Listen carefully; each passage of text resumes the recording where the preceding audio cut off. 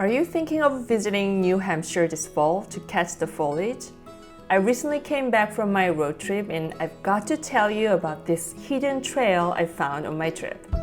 If you are planning a road trip around New Hampshire, I hope this video gives you some good ideas of where to stay and what to expect and where to visit. Without further ado, let me start with the lodging. We stayed in a town called Lincoln. It's located in close proximity to the Franconia Notch State Park, one of the major hiking destinations in New Hampshire. You will find several ski resorts, cabins, and two-star hotels in this town.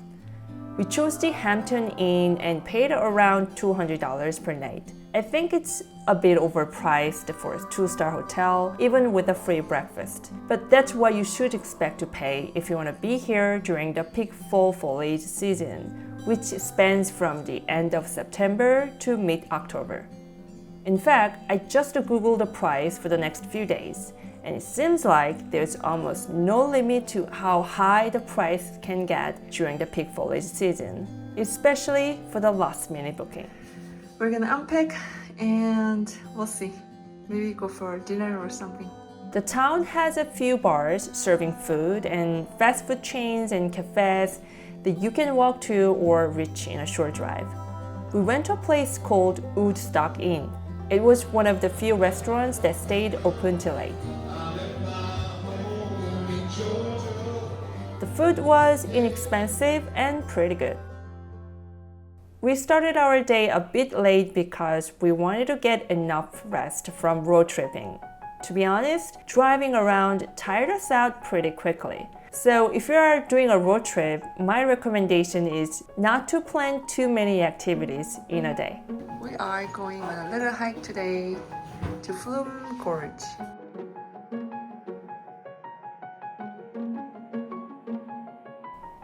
Flume Gorge was just a 10-minute drive from the hotel. It's a quite unique place to visit, and no wonder it's one of the most popular destinations in New Hampshire. And the popularity comes with a price. The admission was $21 at the gate just for this trail. If you buy tickets online, you can save $3 per each ticket. I'm buying ticket online right in front of the booth. The gorge is a 2-mile loop and it takes a little over an hour to complete. It's generally an easy and moderate hike. We were here during the last week of September and it was definitely a bit early to see the peak foliage. So I think that the best time to be here would be first week of October this year. But you have to check the map. There's like fall foliage report map online. I'll link it down below. On the flip side, the advantage of visiting a little earlier than the peak season was the weather. It was pleasant and perfect for hiking.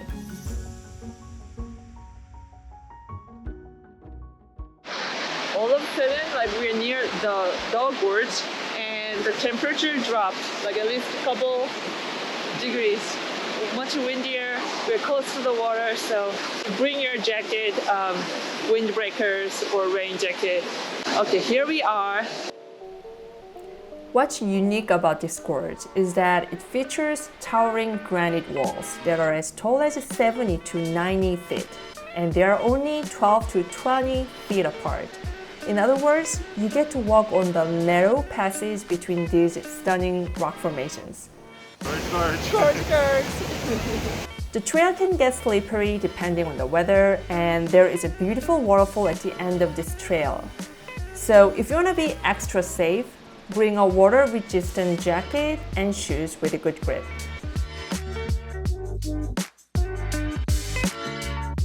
So we spent about 2 hours here total. The route itself can be completed like within an hour if you don't stop and if you don't explore different trails. This park has a trail called Wolf's Den. You will need to crawl on your hands and knees, which could be fun if you're a child or really adventurous. If you ask me if the $18 admission was worth it, I have to say I felt it was a bit pricey for what it has to offer. But they had a nice bathroom and visitor center, so I didn't mind supporting the park. They also have a big gift shop and a cafeteria. The cafeteria was also a bit pricey. We paid $10 for this slice of pizza and $5 for the pretzel. I would recommend bringing water and snacks if you can. Our next stop was artist Bluff, which is known to offer some of the best views of Franconia Notch State Park for the minimum effort. Here's a pro tip, and I've got this tip from other hikers we met on the trail. The official Artist Bluff Trail is a 1.5-mile loop. If you find a parking lot at the entrance, that's the official one. But there is a shortcut to get to the Artist Bluff that takes only a half-mile hike. It's hard to catch it, but look for this small sign. By the bridge, actually. It's actually the entrance is near this bridge. Oh, near this bridge, yeah. This is before the big parking lot. So, let's go! The trail was much shorter and had a lot of personality. It's like H.R. Geiger's scene. Yes. Are we in some kind of a Halloween movie already? Trail made with roots. Roots trail. Oh my god, look at this! Woo. If you're a student filmmaker and if your thesis is a horror movie, this is your place. I don't know if you need a permit or not, but if you're a student filmmaker, you're probably doing guerrilla shooting anyway, so this is the place to be. After a few minutes of hiking, we realized we're going in the wrong direction. So we turned around and saw a pretty steep uphill with stones to step on. Quite a hike, right? I hope it's just up there. That's it. Yeah. You're already here? Might be, who knows? Since it's mostly uphill, I think hiking poles can be pretty handy here. Wow, look at that! Oh my gosh! Sometimes look back. And sometimes take a break. All right. Oh, now it's easy trail. Oh my god, I think we have arrived. After turning a few corners of the hills, we arrived at the Artist Bluff sooner than we expected. And the view was so worth the hike.